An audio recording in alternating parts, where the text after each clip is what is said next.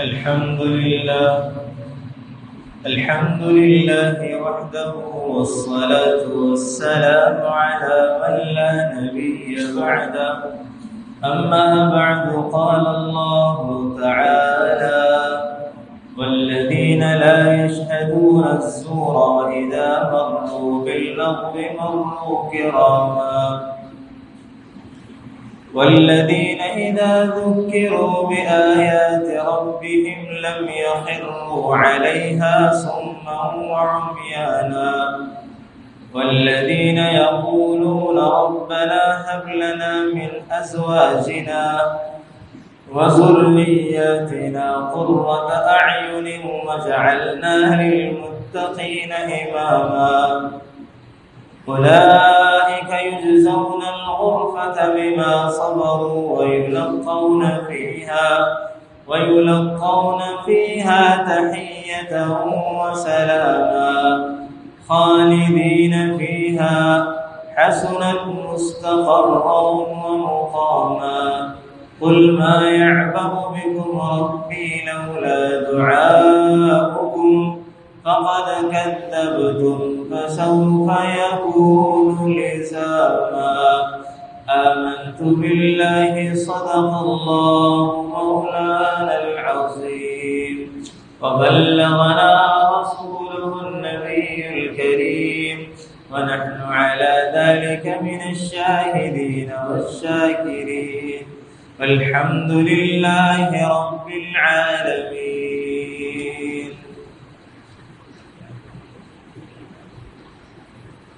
اللهم صل على سيدنا ومولانا محمد وعلى آل سيدنا ومولانا محمد وبارك وسلم. اللهم صل على محمد كما تحب وترضى له. اللهم صل على محمد كما هو أهله ومستحقه. واجب الاحترام قابل قدر نمازی احباب،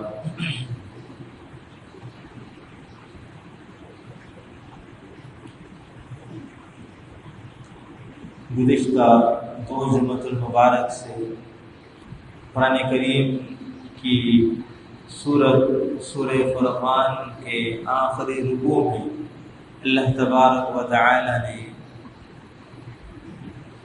عباد الرحمن، کچھ لوگوں کو عباد الرحمن کہا، اور ان عباد الرحمن یعنی کہ وہ رحمان کے بندے ہیں، ان رحمان کے بندوں کی اللہ تبارک یعنی رحمان کے نزدیک کیا صفات ہیں جن کو اللہ اپنے بندے کہہ رہا ہے، ان کے اندر یہ صفات ہوتی ہے، اللہ انہیں رحمان کے بندے شمار کرتا ہے. تو اللہ تبارک و تعالی نے خود ہی اس بات کو بیان کیا کہ رحمان کے بندے وہ ہوں گے جن کے اندر یہ صفات ہوں. اس میں سے چند صفات آپ حضرات کے سامنے آئی کہ وہ زمین میں عاجزی سے چلتے ہیں اور بیہودہ کلام کرنے والوں کے ساتھ وہ جاہلانہ کلام نہیں کرتے، ان کو سلام رخصتی کر کے روانہ ہو جاتے ہیں. اور فرمایا تھا کہ وہ رات اس طرح گزارتے ہیں کہ ان کی راتوں میں سونا کم ہوتا ہے، قیام اور سجود زیادہ ہوتا ہے. اور پانچویں صفت کے اندر یہ بیان فرمایا تھا کہ وہ رب ذوالجلال سے جہنم سے پناہ مانگتے ہیں. رب ذوالجلال کی جہنم سے، جس کا عذاب بہت سخت ہے، اس سے رب تعالی کی پناہ مانگتے ہیں. اور اللہ سے کہتے ہیں کہ یا رب العالمین، جو جہنم ہے وہ بہت برا ٹھکانہ ہے اور ہم اس سے تیری پناہ چاہتے ہیں. اور آگے فرمایا تھا کہ وہ فضول خرچی نہیں کرتے. اللہ نے مال دیا ہے، اس مال کو صحیح مصرف میں استعمال کرتے ہیں، کنجوسی بھی نہیں کرتے اور اسراف بھی نہیں کرتے، اعتدال کے ساتھ اپنے اللہ کے دیے ہوئے مال کو خرچ کرتے ہیں۔ اور ساتویں صفت یہ بیان فرمائی تھی کہ وہ اللہ کے سوا کسی کی عبادت نہیں کرتے، شرک نہیں کرتے، کسی اور کو اللہ کے ساتھ شریک نہیں ٹھہراتے، اور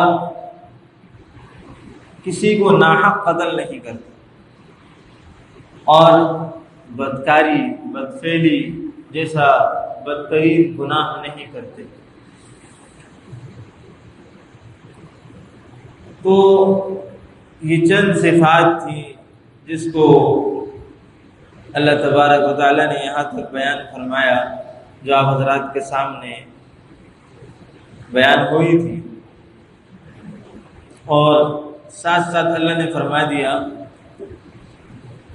کہ جو لوگ توبہ کرتے ہیں، عمل صالح اختیار کرتے ہیں اور اللہ تبارک و تعالیٰ کی طرف رجوع کرتے ہیں، جو صفات اللہ نے بیان فرمائی، ان صفات کے اندر کوتاہی رہی، کمی واقع ہوئی، تو اللہ سے توبہ استغفار کر لیتے ہیں، معافی طلب کر لیتے ہیں، اللہ سے معافی طلب کرتے ہیں، نیک اعمال آئندہ کے لیے کرنے کا عزم کرتے ہیں، اللہ تبارک و تعالیٰ ایسے لوگوں کو معاف فرما کر کے اپنے بندوں میں شامل فرما لیتا ہے۔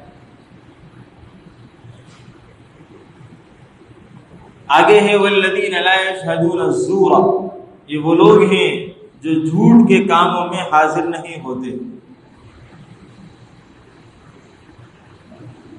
اور گناہ کا کام، جھوٹ کا کام، وہ تمام کام جس میں شریعت مطہرہ کی خلاف ورزی ہوتی، اللہ کی اور اللہ کے رسول صلی اللہ علیہ وسلم کے طریقوں کے احکامات کی، بتائے ہوئے طریقوں کی نافرمانی ہو رہی ہو، خلاف ورزی ہو رہی ہو، فرمایا ایسی چیزوں کو کام وہ نہیں کرتے،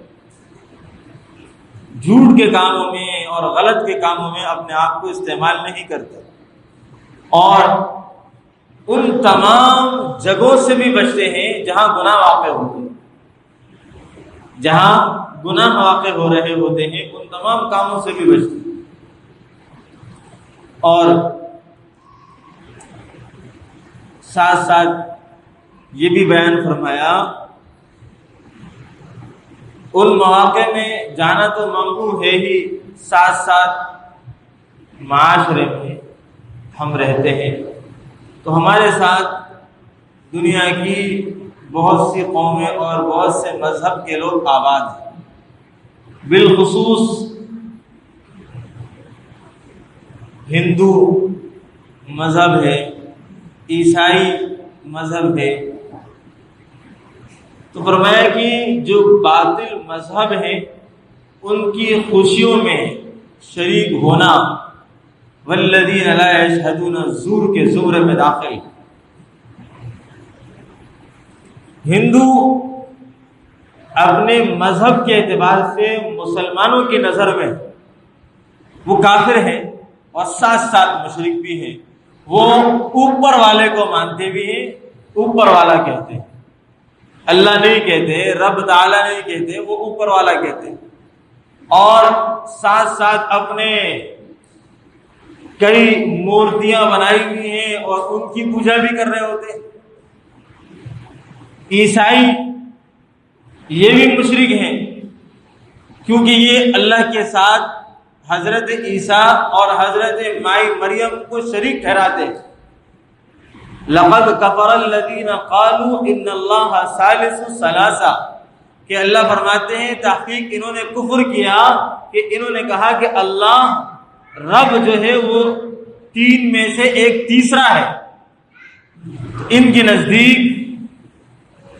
حضرت عیسیٰ بھی خدا ہے اور حضرت مائی مریم بھی خدا ہے، تو اللہ کو ان خداؤں کا تیسرا مانتے۔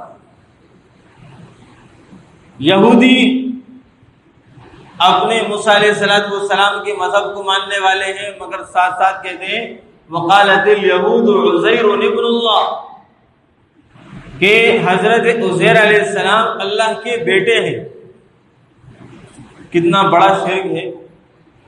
اللہ نے فرمایا قل هو اللہ احد، اللہ ایک ہے، اللہ الصمد، اللہ بے نیاز ہے، دنیا کی ضرورتوں حاجتوں سے اللہ بے نیاز ہے۔ ہمیں جس چیزوں کی ضرورت ہے اللہ کو ان چیزوں کی ضرورتیں نہیں ہے۔ لم یلد ولم یولد، نہ وہ کسی کا بیٹا ہے اور نہ اس کا کوئی بیٹا ہے۔ وَلَمْ يَكُنْ لَهُ كُفُوًا أَحَدٌ، اس کے برابر کا، اس کے مثل، اس کا کوئی ساتھی، کوئی سانجی، کوئی شریک نہیں ہے۔ تو اللہ نے ان تمام معبود، شریک، سب کی نفی کی ہے۔ هو اللہ احد، اللہ ایک ہے۔ تو جو کہتے ہیں تین ہیں ان کی بھی نفی ہو گئی۔ جو رب کے ساتھ دنیا کی بنائی مورتی کو پوچھتے ہیں ان کو بھی خدا مانتے ہیں، ان کی بھی نفی ہو گئی۔ اور لم یلد ولم یولد کے اندر آ کر کے اللہ نے عیسائی اور یہودیوں کی نفی کی کہ وہ اللہ کے بیٹا مان رہے ہیں، اللہ کا خدا مان رہے ہیں، ان کی نفی بھی ہو گئی۔ تو اللہ نے تمام لوگوں کی نفی کر کے فرمایا، اللہ قرآن میں فرماتے ہیں لو کان فیہما آلہۃ، اگر دنیا میں کئی خدا ہوتے، اللہ کے ساتھ یا اللہ کے علاوہ کئی اور خدا ہوتے تو لفسدتا، تو دنیا میں فساد برپا ہو جاتا۔ وجہ کیا ہے؟ خدا کئی ہے تو حکم سب کا چلنا ہے۔ تو کوئی کہے گا کہ رات ہونی چاہیے تو دوسرا کہتا کہ نہیں میں دن لا رہا ہوں، کوئی کہتا نہیں کہ میں سورج نکال رہا ہوں، کوئی کہتا نہیں میں چاند نکال رہا ہوں، کہ میں اس کو موت دے رہا ہوں، دوسرا کہہ رہا نہیں میں اس کو زندگی دے رہا ہوں۔ تو لفسدتا، تو زمین میں فساد پھیل جاتا۔ ہاں، تو اللہ ایک ہے۔ تو فرمایا کہ ان باتوں کو سمجھانے کے بعد مقصد یہ ہے کہ جو ہم دنیا کے اندر رہ رہے ہیں تو اس کے اندر دنیا میں طرح طرح کے مذاہب کے لوگ رہتے ہیں، تو ان تمام مذاہب کے لوگوں کی کسی قسم کی بھی مجلسوں میں شریک ہونا عذر شریعت جائز نہیں، چاہے وہ خوشی کی ہو، غمی کی ہو، کیونکہ ان کی تمام تر مجالسیں وہ اللہ کی نافرمانیوں سے بھری ہوئی ہوتی ہے، اس میں شریعت مطہرہ کی خلاف ورزیاں ہوتی ہیں، اور اس کے اندر اگر خوشی کی محفلیں ہیں تو اس میں ناچ گانے، رقص باجے اور یہ تمام چیزیں ہوتی ہیں، اور ساتھ ساتھ بہت سی جگہوں پر شراب کباب کی مجلسیں ہوتی ہیں۔ تو مسلمان کو ان چیزوں سے بچنا ضروری ہے۔ تو فرمایا کہ والذین لا یشہدون الزور، کہ وہ لوگ جو جھوٹ کے کاموں میں نہیں جاتے، حاضر نہیں ہوتے، ہاں جھوٹ کے کاموں میں نہیں ہے۔ تو جھوٹ کے اندر یہ تمام کام جن لوگوں کے اندر پائے جاتے ہیں، ایسی مجلسوں میں، ایسی محفلوں میں، ایسے دوستوں میں جانے سے بھی اللہ تبارک و تعالیٰ کو کی نافرمانیاں ہوتی۔ اور اگر خدا نخواستہ کوئی اگر گزرے ان جگہوں سے تو اس کے لیے شریعت کا حکم یہ ہے کہ بغیر توجہ کیے ہوئے، بغیر التفات کیے ہوئے، بغیر اس طرف نظر کیے ہوئے اور طریقے کے ساتھ، خاموشی کے ساتھ گزرے۔ اور اگر بالاتفاق ایسا ہوا کہ اگر آپ وہاں رکے، آپ وہاں رک گئے تو گویا آپ ان لوگوں کی محفل میں، باطل عقیدوں والے لوگوں کی محفل میں شریک ہو گئے، کیونکہ آپ ان کا ایک حصہ اور ایک فرد فرید بن گئے۔ تو شریعت نے جبھی تو اللہ کے رسول نے منع فرمایا کہ من کثر سواد قوم فهو منهم، جو شخص کسی جماعت کو بڑھانے کے لیے ان میں شریک ہو گیا انہی میں سے ہے۔ ہم نے ان چیزوں کو بہت ہلکا لیا، ہم دنیا میں ان چیزوں کو بہت اور کہتے ہیں کہ یار یہ تو جدید دور ہے اور ساتھ ساتھ یہ ہماری اعلیٰ ظرفی اور ذہن کی کشادگی کا سبق ہے کہ ہم اپنے مذہب پر عمل کرتے ہوئے دوسروں کے ساتھ بھی ملتے جلتے ہیں اور دوسرے کے ساتھ بھی شریک ہو جاتے ہیں. تو میرے دوستو شریعت اس بات کی اجازت نہیں دیتی کہ ہم دوسروں کے ساتھ بھی شریک ہو جاتے ہیں. دوسروں کے ساتھ مدد کرنا، اس کے لیے خیر خواہی کرنا، اس کی کام آ جانا اور اس کی مدد کر دینا، اس کی مجبوری میں، بیماری میں، اس کی کسی حالت میں جس ہم سمجھتے ہیں کہ اس وقت اس کی مدد کرنی چاہیے، اس وقت میں انسانیت کے ناطے مدد کر دینا وہ ایک الگ حصہ ہے. مگر یہ سمجھ کر کہ ہم اعلیٰ ضرب ہیں، کشادہ ذہن ہیں اور ہم وسیع و ضرب لوگ ہیں، ہم مسلمان ہیں، تو ہم جو ہے لوگوں کے ہر طرح کے لوگوں کی محفلوں مجلسوں میں جا سکتے ہیں. شریعت ہمیں اس بات کی اجازت نہیں دیتی. جہاں انسان اس طرح کی مجالس میں، بالخصوص آج کے ہمارے دور کے اندر ایسی شادی بیاہ کی تقریبات میں بھی عزل شریعت ممنوعات میں سے ہے جہاں اختلاط ہو، عورت مرد کا اختلاط ہو، پردے کا ماحول نہ ہو، اور جہاں گانے باجے بج رہے ہوں، ساتھ ساتھ لڑکے لڑکیاں ناچ رہے ہوں، ڈھول دھماکے ہو رہے ہوں، یہ تمام شادی بیاہ کی ایسی مجلسیں بھی عزل شریعت، ایسی مجالس میں جانا بھی ناجائز حرام ہے. ہاں یہ صرف سرسری باتیں نہیں، ہمارے معاشرے میں یہ چیزیں عام ہو گئی ہیں تو ہم نے اس کو گناہ سمجھنا ہی ختم کر دیا کہ یہ گناہ ہی نہیں ہے، یہ تو معمول کی بات ہے، شادی میں ہوتا ہے، ایسا تو ہوتا رہتا ہے، چلتا رہتا ہے. اتنا نہیں چلتا، شریعت اتنے چلنے کی اجازت نہیں دیتی. ہم نے جتنا چلایا ہوا ہے نا یہ اپنی مرضی اور اپنی ذہنیت سے چلایا ہوا ہے، شریعت کی طرف سے نہیں چلتا یہ. ہاں ان باتوں کو سمجھیں، شریعت اس بات کی اجازت نہیں دیتی کہ ہاں ہمارے گھر کے اندر پروگرام ہے تو ہم اپنے گھر میں ڈانس باجے بھی کر سکتے ہیں اور ہم شادی حال میں گانے بھی بجا سکتے ہیں، ہم ڈھول دھماکے بھی کر سکتے ہیں اور ہمارے خاندان کے لڑکے بھی ناچ سکتے ہیں. اس شریعت اس بات کی اجازت نہیں دیتی ہمیں. ہم یہ سمجھ رہے ہیں کہ ہماری خوشی کا موقع ہے تو ہم کر سکتے ہیں. ہم نے ان چیزوں کو گناہ سمجھنا ہی ختم کر دیا ہے، تو ہمارے دل سے گناہ ہونے کی برائی ہی ختم ہو گئی کہ گناہ ہے. اس گناہ کے گناہ ہونے کا جو دل میں اثر ہوتا ہے وہ بھی ختم ہو گیا. وجہ اس کی یہ ہے کہ ہم گناہوں کی محفل میں اور گناہوں کی مجلس میں اتنا شریک ہو چکے کہ گناہوں کی نحوست اور گناہوں کی برائی ہمارے دل سے ہی مٹ گئی. اس چیز کا گناہ ہونا ہی ہمارے دل نے تسلیم کرنا ہی بند کر دیا کہ یہ گناہ کے کام، ہم اس کو گناہ ہی نہیں سمجھتے. ایک مجلس میں اتفاقاً بہت ارجنٹلی مجھے نکاح پڑھانے کے لیے بلایا. آج سے کوئی تقریباً 17 سال پہلے کی بات ہے. تو بقرعید کا تیسرا دن تھا کہ وہ اچانک ہمیں قاضی کا انتظام نہیں ہوا تو آپ نکاح پڑھا دیں. قریب ہی جگہ تھی، میں چلا گیا تو صرف میوزک چل رہا. میں نے ان سے کہا کہ یہ میوزک بند کرائیں، یہاں نکاح ہوگا، مجلس ہے، اس کا کوئی تقدس ہے، کچھ خیال کریں.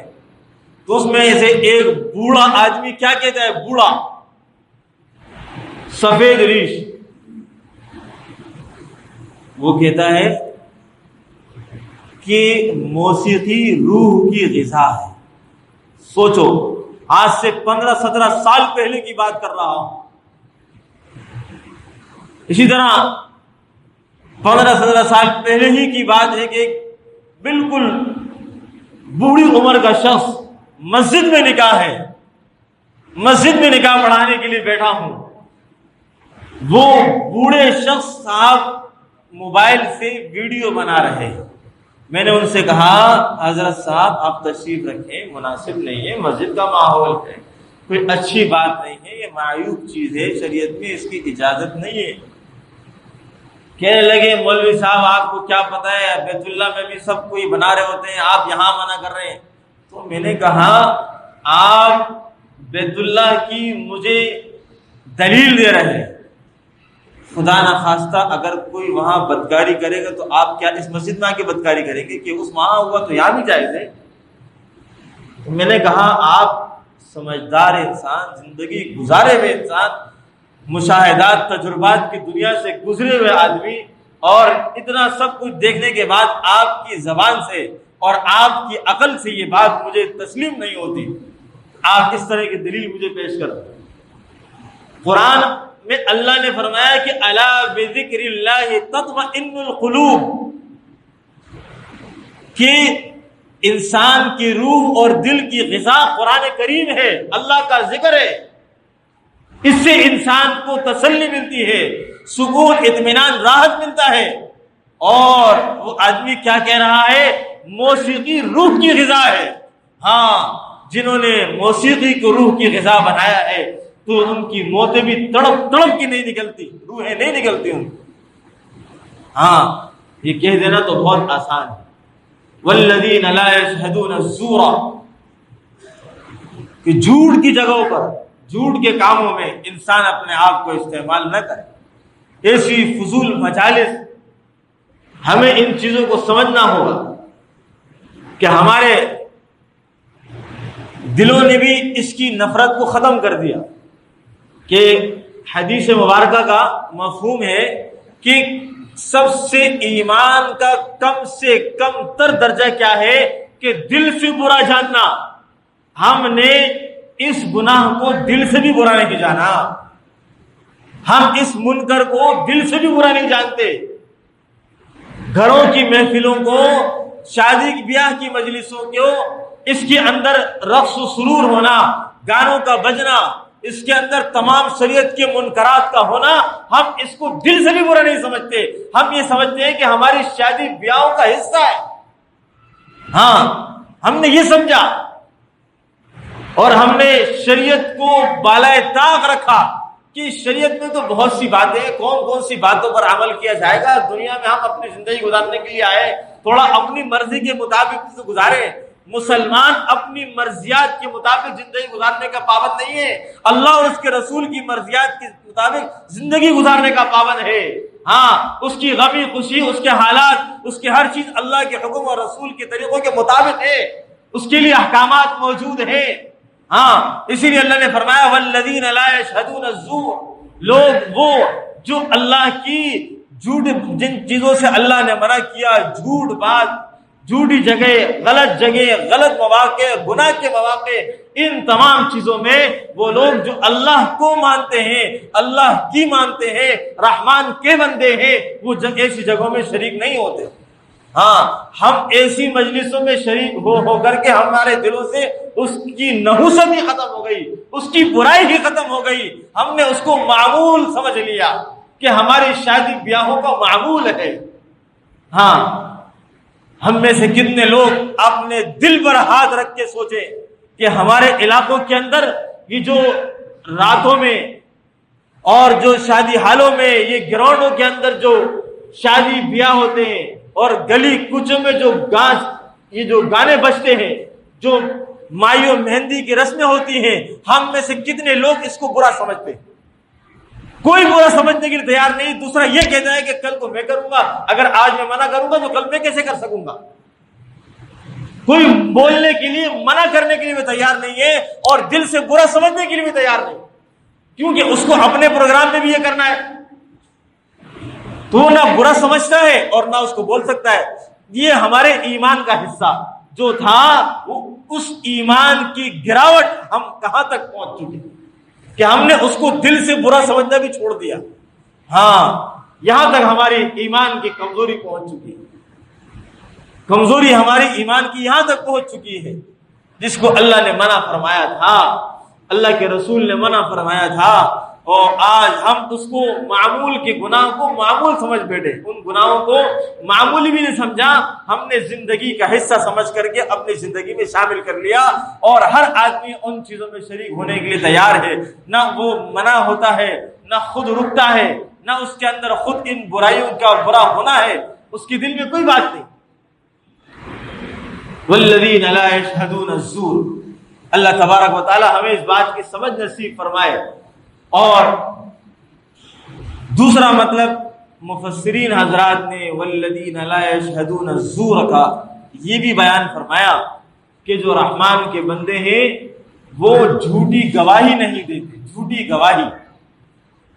اور اللہ کے رسول علیہ الصلوۃ والسلام کا فرمان ہے، حضرت خریم بن فاتق رضی اللہ تعالیٰ عنہ فرماتے ہیں کہ اللہ کے رسول نے ایک دن فجر کی نماز پڑھائی اور فارغ ہو کر کے عرض کیا، کھڑے ہوئے اور 3 بار ارشاد فرمایا جھوٹی گواہی اللہ کے ساتھ شرک ہے، جھوٹی گواہی اللہ کے ساتھ شرک ہے۔ اور اللہ کے ساتھ شرک اتنا بڑا گناہ ہے، کائنات کا اتنا بڑا گناہ کوئی نہیں۔ ہاں، اللہ کے ساتھ شرک کرنا یہ اللہ کی غیرت کا تقاضا نہیں ہے کہ اللہ اس کو برداشت کرے۔ ہاں، یہ بات یاد ہے۔ یہ جو مزارات اور مزارات پر جا کے سجدے کرنا، چڑھاوے چڑھانا اور دیگے چڑھانا، نظر و نیاز کرنا غیر اللہ کے نام کی، یہ اللہ کے ساتھ شرک ہے، یہ اللہ کے ساتھ شرک ہے۔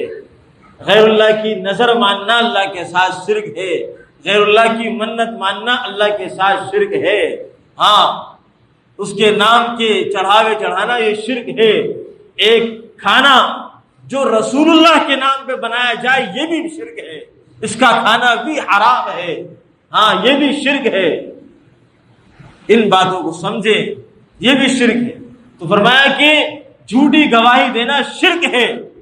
والذین لا یشہدون الزور، اور اللہ کے رسول نے آگے آیت پڑھی فاجتنبوا الرجس من الاوثان واجتنبوا قول الزور، اور فرمایا کہ بتوں سے بچو اور جھوٹی گواہی سے بچو، اللہ سے مدد مانگو، حنفاء للہ غیر مشرکین بھی، جس کا کوئی شریک نہیں، اس کا کوئی شریک نہیں۔ ہاں، اللہ تبارک و تعالی ہمیں بھی گناہوں کے گناہ ہونے کا سمجھنے کا احساس نصیب فرمائے۔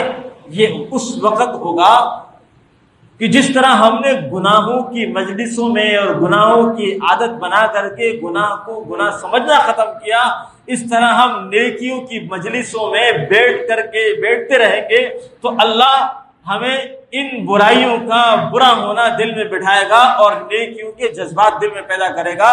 جب گناہوں کی نحوست دل میں پیدا ہوگی تو اچھائیوں کا اچھا ہونا دل میں اترے گا، پھر ان برائیوں کا برا ہونا دل میں اترے گا، پھر ہم چھوٹے گناہ کو بھی گناہ اور بڑے گناہ کو بھی گناہ سمجھنے والے ہوں گے۔ اللہ تبارک و تعالی ہمیں ان باتوں کی سمجھ نصیب فرمائے، عمل کی توفیق نصیب فرمائے۔